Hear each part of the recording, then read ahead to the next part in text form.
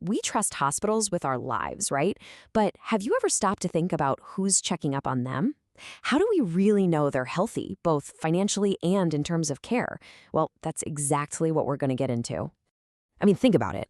The amount of trust we put into our healthcare system is just massive. It's not just another business, right? They are literally guarding the public's trust. So that question, who audits their health, is a really big deal. All right, so let's start with a key point here. Auditing a hospital is absolutely not like auditing some retail store or a factory. It's a whole different ballgame with its own unique set of challenges. And this right here is the heart of the problem. You've got these organizations trying to do two things at once: provide a crucial public service, literally saving lives, while also managing their finances like any other business. And on top of all that, they're buried under a mountain of super strict regulations. It's a constant, high-stakes juggling act. Just look at how critical they are to, well, everything. They're safeguarding our health. They're huge players in the economy, and they're holding our most personal, sensitive information. A country just doesn't function without a strong healthcare system. That's why getting the oversight part right is, frankly, non-negotiable. Okay, so because these places are so complex, they're facing this tangled web of hidden risks. And this is where things can get really tricky. It's where auditors have to put on their detective hats and really focus. First up, let's follow the money.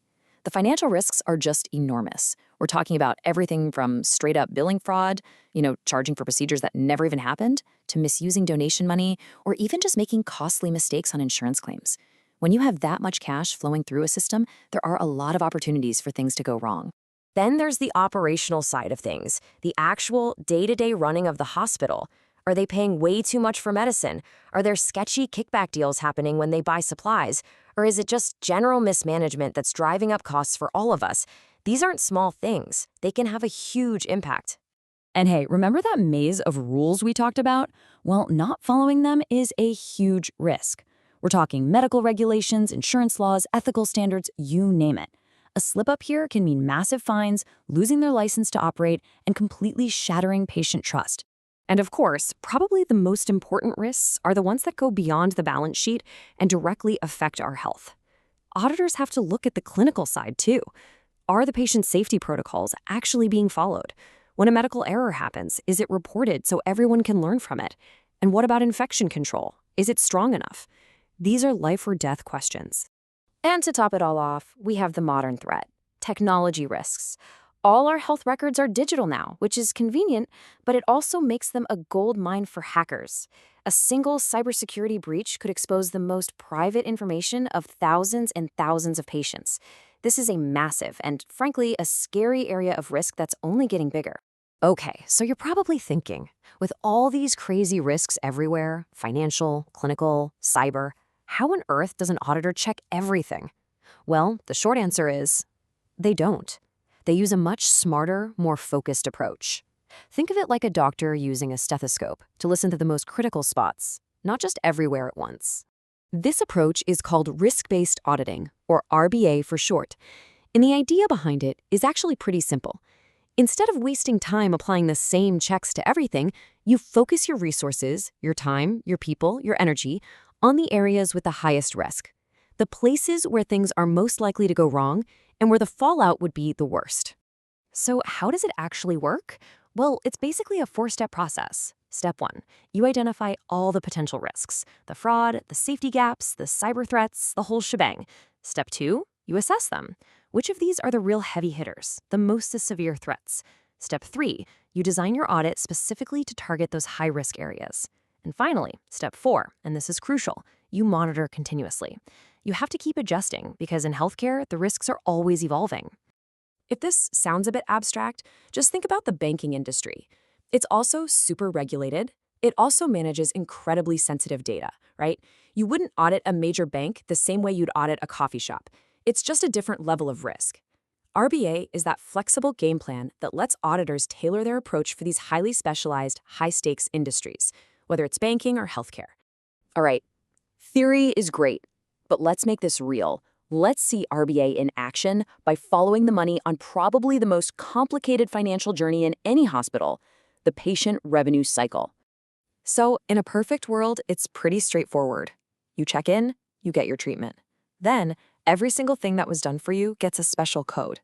That code turns into a bill, the bill becomes a claim that's sent to your insurance, and finally, the hospital gets paid. Sounds simple enough, doesn't it? Yeah, well, it's often not that simple. One of the biggest risk areas is just plain incorrect billing. It's shockingly common. Maybe you get a bill for a test you never had, or worse, you get billed twice for the same procedure. For patients, it's a nightmare, and for the hospital, it can be a huge financial mess. And then there's the whole insurance saga. This is another massive hurdle. A tiny mistake in one of those complex medical codes, I'm talking one wrong digit, can get an entire claim flat out denied or stuck in limbo for months. And for a hospital, that creates a serious cash flow problem and just mountains of paperwork. So, this is where the auditors come in. How do they tackle this mess? Well, they dive deep into the whole process. They'll pull a sample of patient bills and check them for accuracy.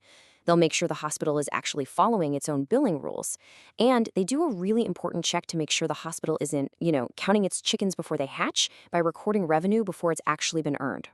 Okay, so let's pull back from the details for a second. All this nitty-gritty work, checking individual bills, assessing cybersecurity risks, it might seem like it's just about numbers on a spreadsheet, but it's so much more than that. It's fundamentally about making sure we have a healthy society. When you get right down to it, this is why all of this is so vital. Good, strong audits force financial accountability. They make sure hospitals are playing by the rules. They help spot big risks before they turn into full-blown disasters. And all of that builds the public trust that the entire system relies on. Heck, it can even make the hospital run better, which, in the end, is good for all of us. And that really leaves us with one last big thought to chew on. A hospital's financial health and our own personal health are completely, totally linked. Think about it. A hospital that's struggling with fraud or just drowning in billing mistakes is a hospital that might be tempted to cut corners on patient care.